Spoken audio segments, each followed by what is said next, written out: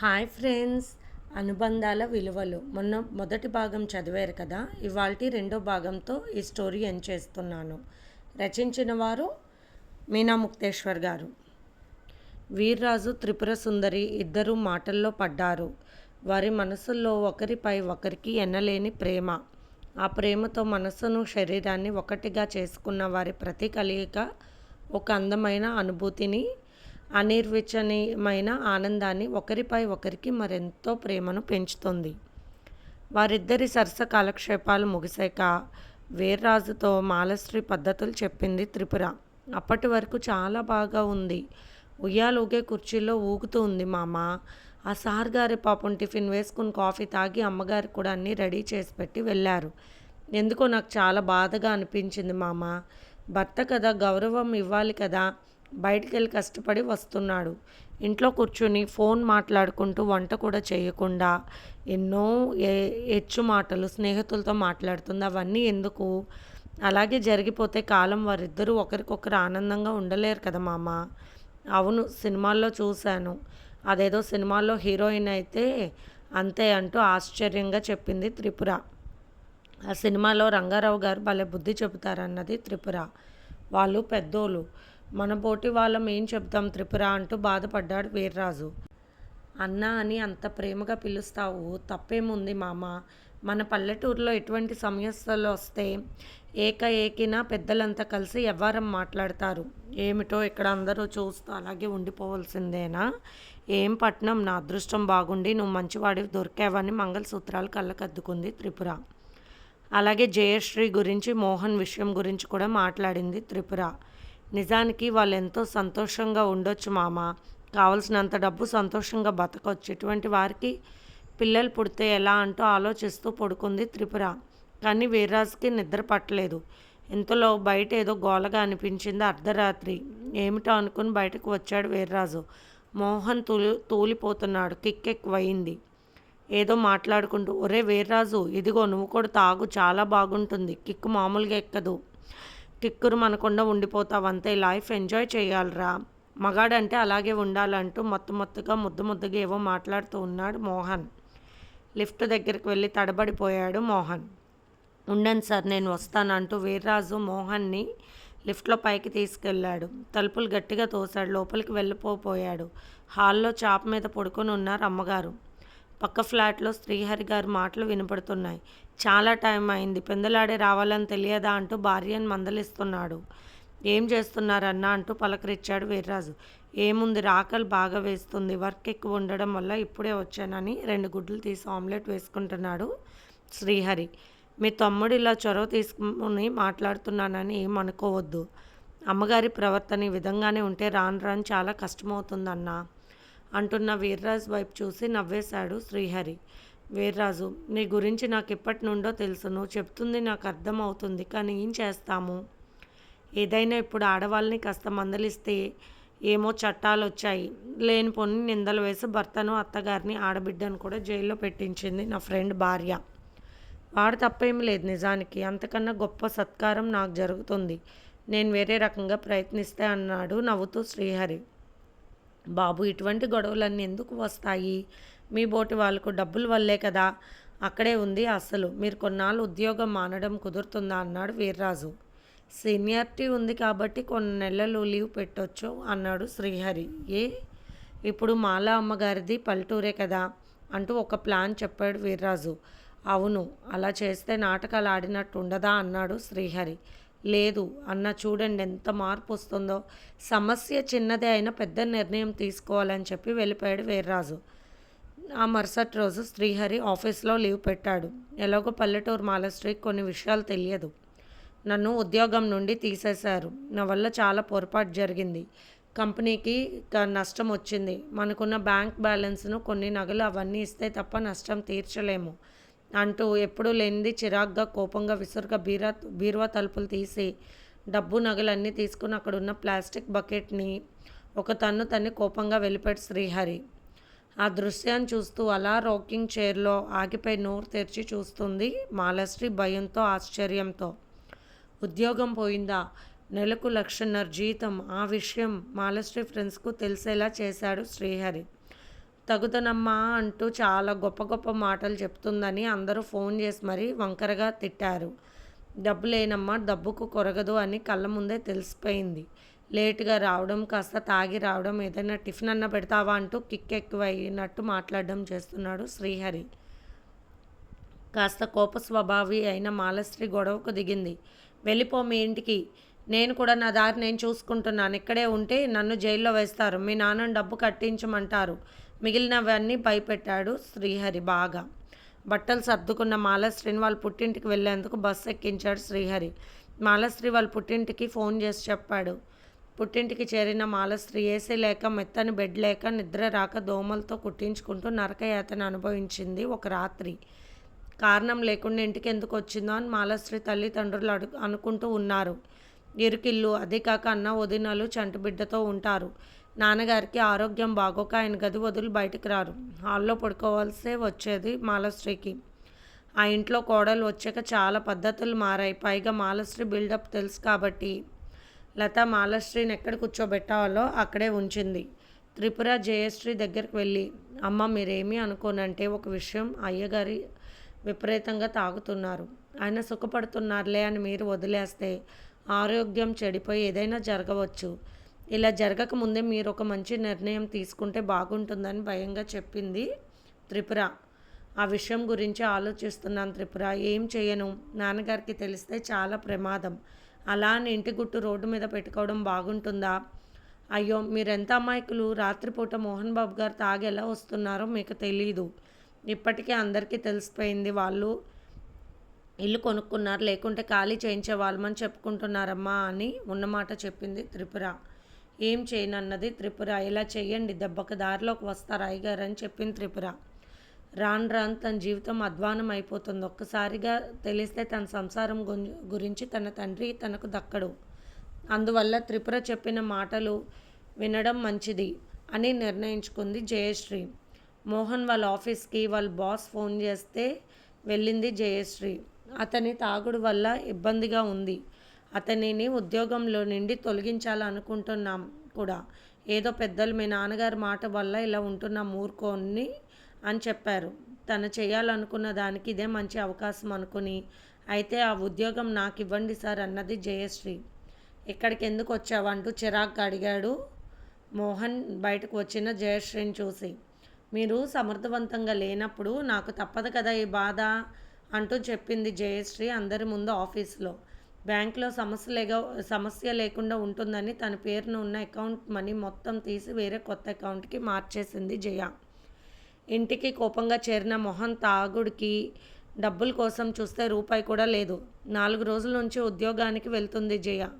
ఆమెకు కొత్తగా ఉన్న విషయాలు సీనియర్ వాళ్ళు నేర్పుతూ ఉన్నారు. ఇంటి దగ్గర ఒంటరిగా ఉంటున్నాడు మోహన్. ఖర్చు పెట్టడానికి రూపాయి కూడా లేకుండా అంతా పకడ్బందీగా చేసేసింది జయ. జయ వాళ్ళ నాన్నగారు తన ఫ్రెండ్తో జయ వాళ్ళ ఇంటికి వచ్చారు. మోహన్ ఇంటికాడ ఉండడం, కూతురు ఉద్యోగానికి వెళ్ళటం ఆశ్చర్యంగా అనిపించింది రామ్మూర్తి గారికి. జరిగిన విషయాలన్నీ రమణ అంకుల్కి చెప్పేసింది జయశ్రీ. నువ్వు తీసుకున్న నిర్ణయంలో తప్పులేదు. నేను మీ నాన్నగారికి తగినట్టు చెప్తాను. ఎలా చేయాలో మేము కూడా చూపిస్తామన్నాడు నవ్వుతూ రమణ. ఏమిటో మీ మామగారు ఎవరికో షూరిటీ సంతకం పెట్టారు. అనుకోకుండా ఆయన ఇల్లు, పొలాల ఆస్తులు జప్తు అయిపోయాయి. ఈ ఇల్లు జయశ్రీ పేరు మీద ఉంది కదా, ఇది కూడా అమ్మితే కొంత డబ్బు వస్తుంది. ఆ తర్వాత నువ్వు జయశ్రీ ఉద్యోగం చేస్తున్నారు కాబట్టి ఎలాగోలా కాల్లో గంజో తాగి ఇక్కడే ఉండడానికి వచ్చారు మీ మామగారు అని చెప్పాడు రమణ. ఒక్కసారిగా అంతా మారిపోయింది. ఏమిటి అనుకుని ఆశ్చర్యపోయాడు మోహన్. అతి వేషాలకు అందరికీ మందు విందు ఇప్పించడం చేసిన మోహన్ని ఇప్పుడు ఎవరూ కూడా టీ తాగుదామని కూడా పిలవకపోవడం బాధ అనిపించింది మోహన్కి. ఎవరూ లేని నీకు ఇంత చదువు చెప్పించి తన బిడ్డనిచ్చి పెళ్లి చేశారు మీ మామయ్య గారు నీ మీద నమ్మకంతో. అటువంటి మనిషిని ఆపద కాలంలో ఆదుకోవడం మీ ధర్మం అని చెప్పాడు మోహన్తో రమణ. అయినా కానీ అంత పెద్ద అప్పుల్లో కూరుకుపోయిన వాడికి షూరిటీ సంతకం ఎవరు పెడతారండి అన్నాడు మోహన్ కాస్త చిరాగ్గా. ఏం చేస్తాము, ఎంత డబ్బు ఉన్నా కానీ కొడుకు వెధవ. పైకి వచ్చి పెళ్ళం పిల్లలు తల్లిదండ్రులు పట్టకుండా వాడి విచ్చలవిడిగా వాడు తిరిగి పిచ్చి తాగుడు తాగి అమ్మాయిలతో తిరిగి లేనిపోని జబ్బులు తెచ్చుకున్నాడు. వైద్యానికి తాగి డ్రైవ్ చేసి యాక్సిడెంట్ చేసినందుకు కోర్టులో చాలా డబ్బులు కట్టవలసి వచ్చింది. అతనికి మీ మామగారు షూరిటీ సంతకం పెట్టాడని చెప్పాడు రమణ. ఆ విషయం భార్యతో మాట్లాడాడు మోహన్. ఏం చేస్తాను, మా నాన్న ఉన్న పరిస్థితుల్లో నేను కూడా ఉద్యోగం చేస్తానని చెప్పింది జయశ్రీ. వచ్చిన చుట్టాలు ఇంట్లోనే ఉండడం, చుట్టుపక్కల వారు అలసగా ఉండడంతో ఆఫీస్లో బాస్తో మాట్లాడి బతిమాలి తన ఉద్యోగం సంపాదించుకున్నాడు మోహన్. అంతా కూడా జయశ్రీ ముందే చెప్పింది బాస్కి. ఈ ఫ్లాట్ అమ్మ వద్దని చెప్పు మీ నాన్నకు. ఎంత కష్టపడ్డా కానీ ఇల్లు లేకపోతే ఇంటి అద్దె కట్టడానికి సరిపోతుంది జీతం మొత్తం అంటూ బాధపడ్డాడు మోహన్. ఊర్లో పనులు ఉంటాయి మీకు కదా అన్నట్టు మాట్లాడాడు రమణతో మోహన్. నాకు పని పాట లేవు కదా, తిని కూర్చోవడమే. మా ఫ్రెండ్ రామూర్తి అంటే నాకు చాలా ఇష్టం. వాడికి ఎందుకో బాగాలేదు, హాస్పిటల్లో చూపించాలి. అన్నీ ఎక్కడ లేని విషయాలన్నీ చెప్పాడు రమణ. ఎంతో జల్సాగా తిరుగుతూ వేలల్లో బట్టలు కొనుక్కొని 5 స్టార్ హోటల్స్లో తింటూ తాగుతూ ఎంజాయ్ చేసిన మోహన్కి బాగా బుద్ధి వచ్చింది. ఆస్తులన్నీ పోగొట్టుకున్న మామగారు తన స్నేహితుడు సహా తన ఇంట్లోనే తిష్ట వేయడం, మాట్లాడితే రోగం అంటూ డబ్బులు ఖర్చు చేయడం చాలా పెద్ద సమస్యలుగా తోచాయి. ఇంట్లో కూడా చాలని అన్నం వండుతూ కూరలు కూడా మిగలలేదని చప్పడి మెతుకులు పెట్టడం మొదలుపెట్టింది జయశ్రీ. అలా చేస్తున్నప్పుడు ఆమె మనసు బాధగా అనుకునేది, కానీ ఇప్పుడిప్పుడే దారిలోకి వస్తున్నాడు భర్త అని, ఎప్పుడు పట్టుకుంటే తర్వాత అంతా సుఖమే అని నిర్ణయించుకుంది. నిన్ను చాలా కష్టపెట్టాను, కనీసం నీకు బాగుందో లేదో కూడా నేను అడగలేదు. రోజు మీ నాన్నగారికి హాస్పిటల్లో తిప్పుతూ వేలు ఖర్చు పెడుతున్నావని భార్య మీద జాలిపడ్డాడు మోహన్. పుట్టింట్లో ఉన్న మాలశ్రీకి వదిన సూటి మాటలు ఎక్కువైపోయాయి. వదిన ఇలా అన్నది అంటే అన్న కూడా తిట్టేవాడు. ఎందుకంటే మొదటి నుండి మాలశ్రీ సంగతి అందరికీ తెలిసిందే. మాలశ్రీ వాళ్ళ నాన్న పెళ్ళిళ్ళ పేరాయని పిలిచి బాగా తిట్టాడు. ఇలాంటి సంబంధం ఎందుకు చేశావంటూ. ఏంటండి నేను చేసిన తప్పు? ఆ అబ్బాయి లక్షణమైన వాడు. పట్నం వెళ్ళగానే మీ అమ్మాయి రూపురేఖలు చేష్టలన్నీ మారిపోయాయి. భర్తకు కొంచెం కూడా విలువ ఇవ్వకుండా తయారయ్యింది. వచ్చే జీతం వచ్చినట్టు నగలు బట్టలు కొనుక్కుంటే ఎలా? అయినా కానీ శ్రీహరికి ఇంకో మంచి సంబంధం సెట్ చేసి వచ్చాను. ఏ ఇబ్బంది లేదు. అంత మంచివాడు దొరకడం అంటే దొరుకుతాడా? రెండో పెళ్లివాడైనా ఇష్టమే అని చెప్పారు అవతలి వాళ్ళు. త్వరలో డైవర్స్ పంపిస్తారంట మీకు. ఆ సంబంధం సెట్ చేసి వస్తున్నా. ఈ వార్త మీకు చెప్పడానికి వచ్చాను నేను అన్నాడు పెళ్ళిళ్ళ పేరయ్య. అదేంటి డైవర్స్ తీసుకోవడం అంటూ బాధపడింది మాలశ్రీ వాళ్ళమ్మ. వాళ్ళ ఆయనకి ఇంత వయసు వచ్చిన టిఫిన్ ఇచ్చి కాళ్ళకు నూనె రాస్తూ ఉన్నారు ఆమె. మీరు చూస్తే ఇలా ఉన్నారు. మీ అమ్మాయి కనీసం టిఫిన్ కూడా భర్త ఆఫీస్కి వెళ్ళేటప్పుడు రెడీ పెట్టదు. సరికాదా ఈమెకు కూడా టిఫిన్ ఆ అబ్బాయి వెయ్యాలి. అటువంటిప్పుడు ఎంత భరిస్తారు ఎవరైనా? మీరే అర్థం చేసుకోండి అంటూ పెళ్ళిళ్ళ పేరయ్య ఉన్నట్టు బాగా ముఖం మీద అడిగేశాడు మాలశ్రీకి. అలా ఆయన రెండో పెళ్లి చేసుకుంటే నేను ఒప్పుకోను. డైవర్స్ నేను ఇవ్వను. ఆయన మనసు మంచిది. నేను బతిమలాడుకుంటాను. నేనే నా దారికి తెచ్చుకుంటానంటూ మాలశ్రీ చెప్పా పెట్టకుండా బయలుదేరింది భర్త దగ్గరికి. భార్యను చూసిన శ్రీహరి నాకు ఉద్యోగం పోయింది, డబ్బులేమీ లేవు, నా దగ్గర ఏముందని వచ్చావన్నాడు కోపంగా. అలా ఏమీ లేని వారిని రెండో పెళ్ళి ఎందుకు చేసుకుంటారు అన్నది మాలశ్రీ బాధగా. నీ వల్ల పోగొట్టుకున్న డబ్బు ఇంకో పెళ్లి చేసుకుని రాబట్టుకోవాలని అన్నాడు శ్రీహరి. పుట్టింట్లో తన బతుకు తను తెలిసింది. పైగా పెళ్ళిళ్ళు పేరే చేసిన రచ్చకు తన ముఖాన్ని ఎవరు చూడటానికి ఇష్టపడడం లేదు. అందువల్ల మంచి అయినా చెడైనా భర్త దగ్గరే ఉండిపోవాలని నిర్ణయించుకుంది మాలశ్రీ. తన పద్ధతి మార్చుకుని తన భర్తకు నచ్చేలా నడుచుకోవాలని నిర్ణయించుకుంది గట్టిగా. పూర్తిగా మారిపోయింది మాలశ్రీ. ఇల్లు అద్దంలా పెట్టి భర్త టైంకి వంట చేసి పెడుతుంది. ఉద్యోగం ఎక్కడైనా దొరుకుతుందేమో చూసి వస్తానంటూ ఉద్యోగానికి వెళ్ళిపోతున్నాడు శ్రీహరి సైలెంట్గా. ఏదో చిన్న ఉద్యోగం వచ్చిందని చెప్పాడు భార్యకు. ఎంత జీతమైనా పర్వాలేదు, సర్దుకుని బతుకుదామని చెప్పింది మాలశ్రీ. అలాగే అన్నాడు శ్రీహరి. ఉద్యోగం చేస్తూ ఇంటికి జాగ్రత్తగా వస్తూ రూపాయి కూడా భద్రంగా పెడుతున్నాడు మోహన్. ఈ పట్నం తిండి పడడం లేదు. ఏదో రకంగా అక్కడే పడి ఉందాం. వచ్చే 2 నెలలు దాటింది. పిల్లలకు లేనిపోని కష్టాలు మనం ఉంటే అంటూ జయశ్రీకి చెప్పి బయలుదేరారు ఊరికి రామూర్తి రమణ. మరి అల్లుడి గారికి నిజం చెబుదామా అన్నారు రామూర్తి. ఆస్తులు ఉన్నాయి అన్న నిజం చెప్పాల్సిన అవసరమే లేదు నాన్న ప్రస్తుతానికి. పిల్లలు పుట్టాక బాధ్యతలో పడ్డాక తర్వాత వారికి తెలుస్తాయి కదా చాలు అంటూ చిన్న పొరపాటు కూడా ఊరుకోకుండా జాగ్రత్తగా భర్తను సరైన మార్గంలోకి ఓర్పుగా నడిపిస్తుంది జయశ్రీ. ఇంతలో టీవీలో ఆమని పాట వస్తుంది. పాతికీల పెనిమిటి అయిన పాప ఇలా చూసుకున్న కాలు జరుగుతుందో ఏమో అని కళ్ళల్లోనే దాచుకున్న అన్న పాట వచ్చినప్పుడు జయశ్రీకి బాగా బుద్ధి వచ్చినట్టు అయ్యింది. అవును, భర్త ఏం చేసినా భరించాలనుకుని అమాయకంతో జీవితాన్ని పాడు చేసుకుని తర్వాత భర్తను పోగొట్టుకుని జీవితాన్ని వ్యర్థం చేసుకోవడం వల్ల సుఖమేముంది? చెడు మార్గంలోకి వెళ్తున్న భర్త అయినా, కొడుకైనా, కూతురైనా మరెవరైనా బాధ్యత తీసుకుని మంచి మార్గంలోకి కష్టపడి నడిపించాలి. తద్వారా కాస్త కష్టపడి కూడా పడ్డా కూడా పర్వాలేదు. ఇలాగే కంటిన్యూ చేయాలి జీవితాన్ని. తనకేమీ లేదు, ఆయన సంపాదిస్తేనే తిండి బట్ట ఏదైనా అన్నట్టు చేయాలి. బాధ్యత లేని భర్తకు అని నిర్ణయించుకుంది జయశ్రీ. త్రిపుర చిన్నదైనా కూడా చాలా తెలివిగల సలహా ఇచ్చిందని మెచ్చుకుంది జయశ్రీ. చాలా తక్కువ జీతం అని చెప్పి జీతం వేరే అకౌంట్లో జాగ్రత్త పరుస్తూ తనను సర్దుకుంటూ భార్యను ఆ దారిలో నడుపుతూ ఇంటిని ఆనందంగా మలుచుకున్నాడు శ్రీహరి. చిన్నవాడైన వీర్రాజు చెప్పిన సలహా మూలంగా చక్కగా మారింది తన ఇల్లని సంతోషపడ్డాడు శ్రీహరి. అటుపై కలకల్లాడుతూ సెలవు ఉంటే చాలు బయటకు వెళ్ళి ఆనందంగా తిరిగి వస్తూ ఉండేవారు. వారిని చూసి సంతోషపడిపోయారు త్రిపుర, వీర్రాజు. తెలిసిన వారు మంచిని తెలియపరచడం మంచి విషయం. అర్థం చేసుకోవడమే లేక వ్యర్థం చేసుకోవడమో వారిష్టం.